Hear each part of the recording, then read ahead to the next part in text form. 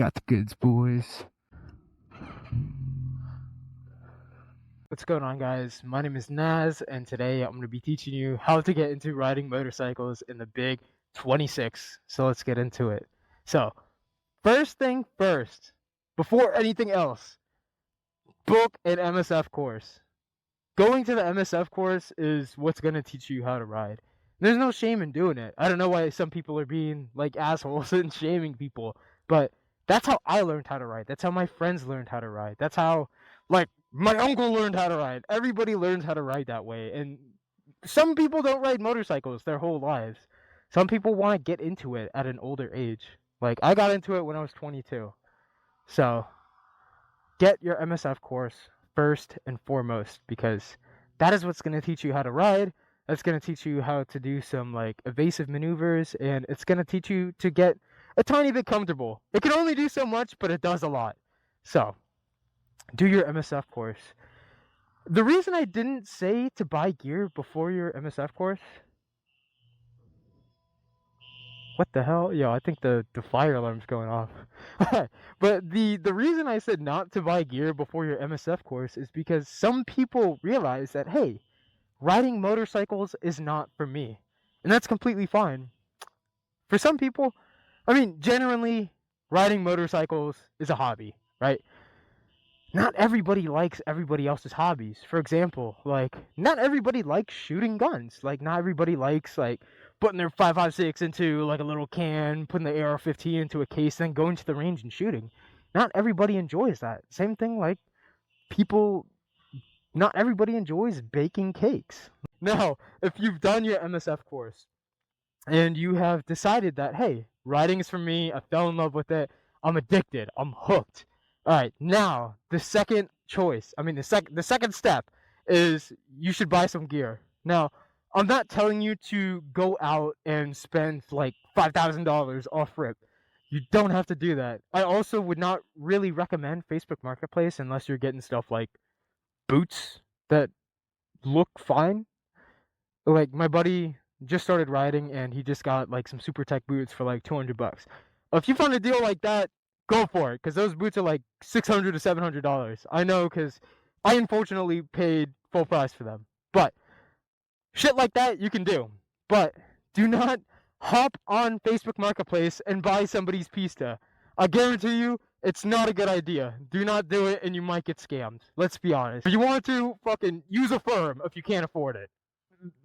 Probably shouldn't do that, but yeah. But as for gear, the baseline stuff I'd recommend, especially if you're a beginner, is boots, maybe some Alpinestars pants or some leathers if you really want to, some gloves, non-negotiable. You need gloves to be on the road. Like, don't be like Dancing Moto and run from GSP in the rain on an R7 with no gloves. That's stupid. Do not do that. Get yourself some gloves. You don't have to get like these expensive ones like I'm wearing. You can get Alpinestar SP8 Gauntlet gloves. That's what I was wearing for like 6 months. Like, those are great gloves. Or any Alpinestar gloves are pretty sick if you choose to get them. And you also need a helmet. Like, let me put my visor down for a second. You don't need to get like a expensive carbon helmet as your first helmet. Hold on. You can get something cheaper. Like, you can get a KYT TT Revo. Those are like $200. They're DOT and ECE approved. That's a great helmet. That was my first helmet. You could also get something like an AGV K1S. That's pretty cool, and it's pretty popular too. If you want to spend more money, you could get something like a Shoei RF 1400. Those are awesome helmets. I'm not the biggest fan of the way they look, but they're like amazing. Like, they're super comfy and they're super quiet. You don't need to go like I said, ball out for your first helmet. I think you should have some boots or riding shoes, maybe some pants. Non-negotiables are the gloves. Get yourself like a jacket. Doesn't have to be leather, it can be mesh. It's better than nothing. Or if you're a lady or you're a dude that doesn't really want to look like you're wearing gear, you can get something called the Pando Moto UH Commander. I think it's called the UH Commander, but it's Pando Moto. They make like bodysuits, not bodysuits, but base layers with like some material that's like stronger than steel or some shit, and like it has pads, so it's protective gear. You just put underneath all your other clothes and stuff. Don't be weird. Get yourself a helmet. All right, now we've done the MSF and we have some gear. Now is the time that we've been waiting for. It is buying your first motorcycle. So, for your first motorcycle, you don't want it to be something like this. You don't want it to be a Hayabusa. You don't want something above 600 cc's. You kind of want it to be like 600 or below. The reason I say like 600 is because there are like some 650s, like the Ninja 650. It's kind of just like a Ninja 500 with a bigger bore. So it has a little bit bigger engine size, but it's kind of like the same. It's still a slow bike. So that's like a good option, or like a CBR 650, like you can go with that.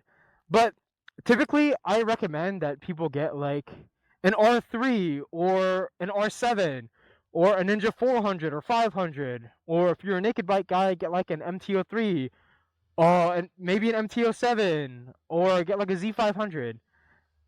Get something like that. You don't The basis of getting a beginner bike is because at the end of the day, you are most likely going to drop it. Like, I first got a Ninja 500, I'm going to put it up right here. I first got a Ninja 500 and I rode it for like a week without dropping it, and I was like, yeah, I felt so good about myself. And I was going on base at Quantico. I'm not in the Marines anymore, I used to be, but I was going there to visit my friend. I went to the gate and I forgot my military ID and I forgot my driver's license. So they essentially had me turn around, and I don't know what I did, but like I like dumped the clutch and like revved it for some ungodly reason, and like the bike shot out from underneath me. So that's why I say buy a used bike, because chances are you're probably gonna drop it. And it's not a big deal if you do drop it. Shit happens. Like, I've dropped the Hayabusa once. Like, it was when I first got it.